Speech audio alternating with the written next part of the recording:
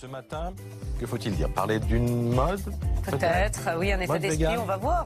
Vegan, c'est une mode de vie en fait que de plus en plus de Français, peut-être vous, ont décidé d'adopter. C'est refuser en fait l'exploitation animale. On va en parler avec Marie Chambrand, vice-présidente de Vegan Impact, qui est notre invitée ce matin. En clair, c'est ne pas manger tout ce qui est produit par l'animal. Donc pas de lait, pas d'œufs, évidemment pas de viande, pas de poisson. Voilà, entre autres. Petit point complet, après on en parle. Justine Fontaine. Alexandra est végane. Il y a 4 ans, elle a eu un déclic.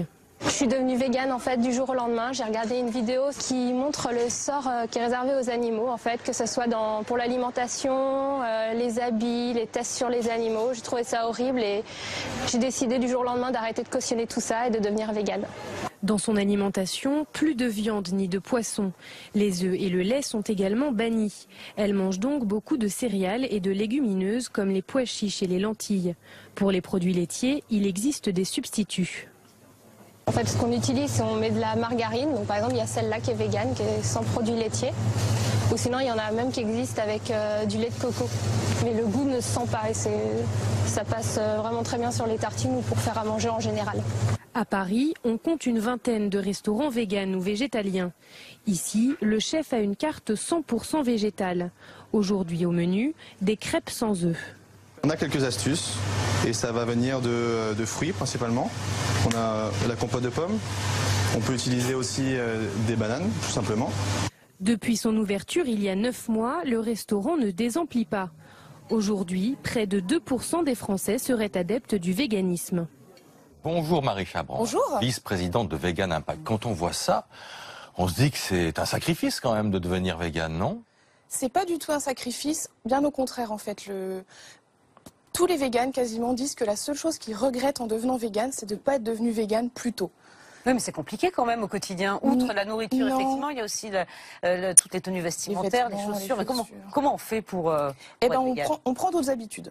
Ouais. On désapprend ce que la société nous a forcé à apprendre quelque part depuis qu'on est né. Parce que quand on est, personne nous demande si on veut manger de la viande, si on veut manger du poisson et ce genre de choses. Donc on désapprend tout ça. Et on apprend à manger autrement, à s'habiller autrement, à utiliser d'autres produits en fait qui existent sur le marché, car les industriels et les entreprises ont bien compris que c'était un marché justement en pleine expansion, comme vous le disiez tout à l'heure.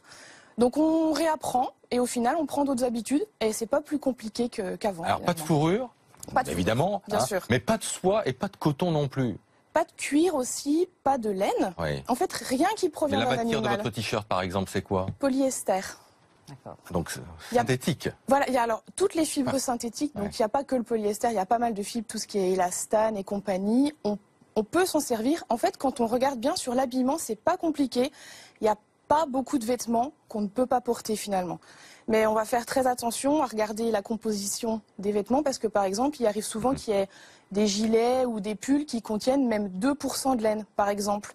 Donc on ne prend pas. Marie, vos chaussures sont des chaussures d'une grande marque. On va Oui, pas la citer, on mais ne tout cite le monde va pas, la ouais. reconnaître. Mais c'est vegan ça? Oui, il n'y a pas de cuir en fait. Il n'y a pas de Donc, cuir, mais la c'est colle du par tissu et du exemple. plastique. Alors, il y a du tissu et du Ouais. plastique, voilà. La colle, on a essayé de demander à la marque en question. Ils sont assez flous, donc c'est pour ça qu'ils ne se revendiquent pas vegan. Oui. Donc Et vous- après, on essaye. Donc ce que je dis souvent, c'est que être vegan, c'est pas être parfait, c'est de faire du mieux qu'on peut en fait. Donc on essaie de faire du mieux qu'on peut. On se sent mieux? Ouais, franchement, on se sent mieux. Déjà avec soi-même. Avec Parce soi-même. que- Et pour la santé, est-ce qu'il n'y a pas des dangers de se priver de... Non, en fait, on est en meilleure santé quand on est vegan, car tout ce qui est végétal est plus assimilable par l'organisme que ce qui est animal. Donc Mais l'homme le est fer, carnivore les quand même, protéines. donc peut-être que... Non, l'homme c'est n'est une pas question, carnivore, hein. l'homme est omnivore. Ouais. Donc ça veut dire qu'il peut tout digérer, mais pas qu'il est obligé Ouais. de tout manger pour être en bonne santé.